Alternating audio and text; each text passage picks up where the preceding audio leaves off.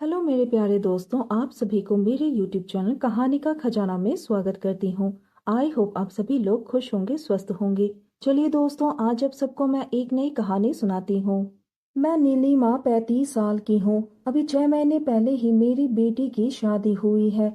जिंदगी मेरी और मेरी बेटी की बहुत ही अच्छी चल रही है। अब लोग मुझे बच्चलन नहीं कहते। जब से मेरे पति का देहांत हुआ, आज से 2 साल पहले, तब से पता नहीं लोगों ने क्या क्या लांछन लगाया, पर मैंने सब कुछ बर्दाश्त करते हुए अपनी जिंदगी काटी और अब बहुत ही ज्यादा खुश हूँ। अब मैं अपनी आप बीती और खुशी के पल पे आती हूँ। कैसे कैसे मेरे जिंदगी में मोड़ आया और मैं अपने दामाद की पत्नी बन बैठी। 2 साल पहले मेरे पति का देहांत हो गया। मेरी जवानी को देखने वाला कोई नहीं बचा। कभी तो लगा कि मेरी जिंदगी खत्म हो चुकी है।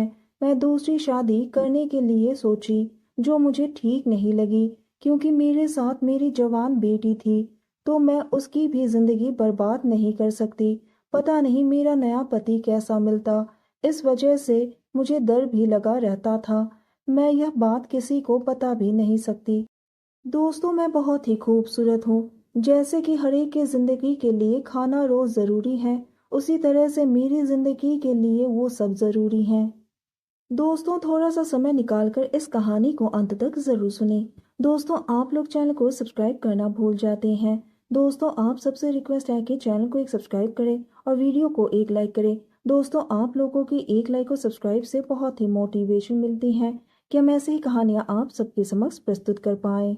मैं वो सबके बिना नहीं रह सकती थी। मैं करती भी क्या, मन में सोच कर रह गई। मुझे लगा कि संजना की शादी कर दी जाए।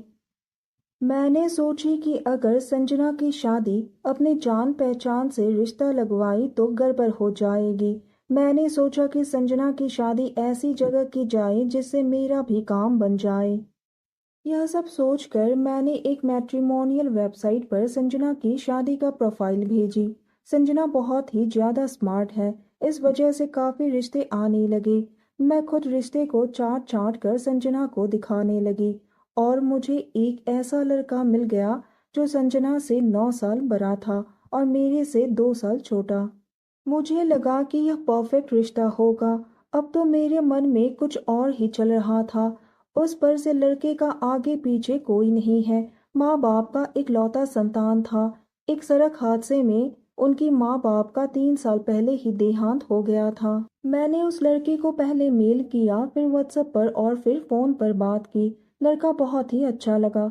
संजना से ज्यादा मुझे ही जल्दी होने लगी। फिर शादी का तारीख तय हो गया। आप लोगों को एक बात बता देती हूँ।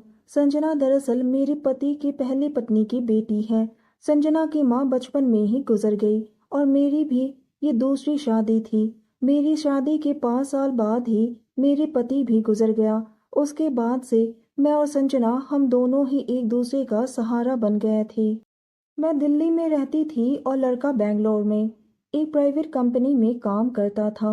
उसका भी शर्त था कि मैं भी उसके पास चली जाऊं। वो कह रहा था कि मुझे जीवन साथी के साथ साथ माँ भी मिल जाएगी। मुझे लगा कि माँ कौन बनना चाह रहा था। मैं तो कुछ और ही बनना चाह रही थी। और एक दिन ऐसा आया कि शादी हो गई और हम तीनों बेंगलोर के लिए रवाना हो गए। मैंने संजना को और राहुल को हनीमून पर भेज दी और खुद अकेली रह गई। वो दोनों 7 दिन बाद वापस आए तो मैं संजना को देखकर ही समझ गई कि वो बहुत ही खुश है, क्योंकि संजना के चेहरे पर एक अलग ही चमक आ गई थी। अब मुझे जलन होने लगी कि मैंने जो सोचकर शादी करवाई थी उसका सुख तो अभी संजना ही ले रही है। दिन बीतता गया, संजना को जॉब लग गई। तब वह सुबह 8 बजे जाती और रात को 8 बजे आती थी और राहुल का जॉब रात का था। वो रात को 1 बजे जाता और फिर दिन में ही वापस आता था। हम सब परिवार सिर्फ शनिवार और रविवार को ही साथ में होते थे, पर मैं तो दोनों के साथ होती थी क्योंकि मैं घर पर होती थी। एक दिन की बात है, संजना को कंपनी ने बेंगलोर से बाहर दिल्ली 4 दिन के लिए भेजा था, तो मैं और राहुल दोनों घर पर थे। संडे का दिन था। हम दोनों मूवी देख कर आए तो राहुल बोला कि माँ जी बियर पियोगे।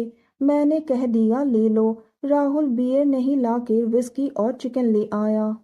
घर जाकर पैक बनाया और मैं खाना निकाली तो मैंने पूछा, तुमने तो बोला था बियर, पर ये क्या है?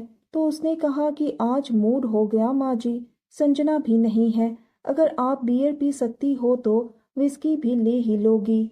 उसके बाद हम दोनों ने एक एक पैक पी तो गर्मी ज़्यादा लग रही थी, इस वजह से मैंने कहा कि मैं कपड़े चेंज कर लेती हूँ और मैंने स्लीवलेस नाइटी पहन ली।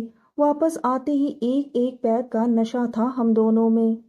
राहुल देखते ही बोला, क्या बात है माँ जी, क्या लग रही हो? मैंने कहा, अच्छा मैं इतनी खूबसूरत लग रही हूँ क्या? उस पर से मेरी नाइटी थोड़ी सी दिक्कत थी तो उसे दिख गया। मेरी खूबसूरत बदन को देखकर शायद राहुल भी पगला गया था। उसके बाद राहुल ने फिर पैक बनाया और हम दोनों ने पी। मैं ज़्यादा कभी पी नहीं थी, पति के साथ सिर्फ संडे के संडे पीती थी। आज मुझे काफ़ी नशा हो गया था 2 ही पैक में। मैं उठकर वॉशरूम गई, वापस आते ही टेबल से लगकर लड़खड़ा गई और गिरने लगी। तभी मुझे राहुल ने संभाला, मैं गिरते गिरते बची। राहुल बचाने के चक्कर में मेरे सीने से लग गया और मैं तो जैसे उसकी बाहों में झूलने लगी। मेरी आंखें ऊपर नीचे हो रही थी। राहुल बोला कि माँ जी आपको नशा आ गया है, चलो बेडरूम में सुला देता हूँ, और वो मुझे थामे हुए चलने लगा। जब मैं उसकी बाहों में थी तभी मेरे अंदर एक अजीब सी सिहरन होने लगी। मैंने राहुल को गले लगा ली और होठों पर एक किस कर दिया। मैंने कहा, राहुल अगर तुम नहीं रहते तो मेरा क्या होता? और राहुल भी नशे में था। उसने मुझे रोका नहीं और मैं उसके होठों को चूमने लगी। मेरे अंदर सुरूर सा होने लगा और फिर राहुल ने मुझे अपनी बाहों में जकड़ लिया, मेरे गाल पर और कंधे को चूमने लगा।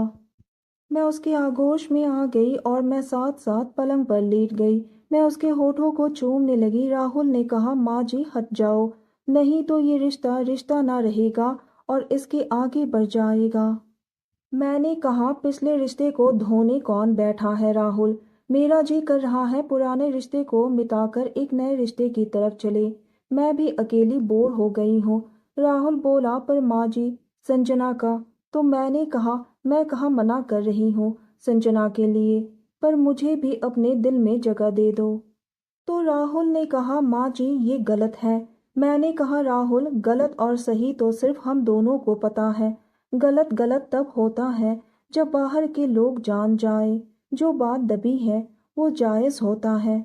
और मैंने राहुल को अपनी बाहों में भर लिया। राहुल ने भी मुझे थाम लिया और हौले हौले सहलाने लगा।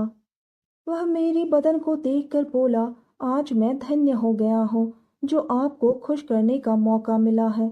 मैंने कहा, मेरी भी तो किस्मत है राहुल कि मैं अपने दामाद को आज से अपना पति का हक दूंगी। और फिर राहुल ने मेरे होठ पर अपना होठ रख दिया और मुझे चूमते हुए वो सब में बिजी हो गया। मैं तो धन्य हो गई उसे पाकर। मैं भी उसका साथ देने लगी। हम दोनों एक दूसरे में समा गए थे। वो अपने काम में बड़ी आराम से लगा हुआ था। मेरे मुंह से सुकून भरी आवाज निकल रही थी। कभी वो तो कभी मैं एक दूसरे को शांत करने में लग गए।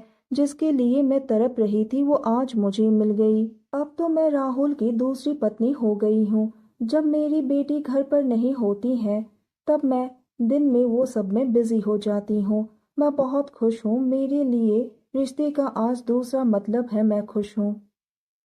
तो दोस्तों, यह कहानी सुनने के बाद आप सबकी क्या राय है? हमें कमेंट करके ज़रूर बताइए और साथ ही इस वीडियो को एक लाइक करें, चैनल को एक सब्सक्राइब करें और नोटिफिकेशन बेल को भी ज़रूर दबाएं ताकि अगली अपडेट सबसे पहले आपको मिले। दोस्तों, आपकी एक लाइक और सब्सक्राइब से बहुत ही मोटिवेशन मिलती है कि हम ऐसे ही कहानियाँ आप सबके समक्ष प्रस्तुत कर पाएँ। आप सबने अपना कीमती समय निकाल कर इस वीडियो को सुना, इसके लिए आप सभी को धन्यवाद करती हूँ। धन्यवाद दोस्तों।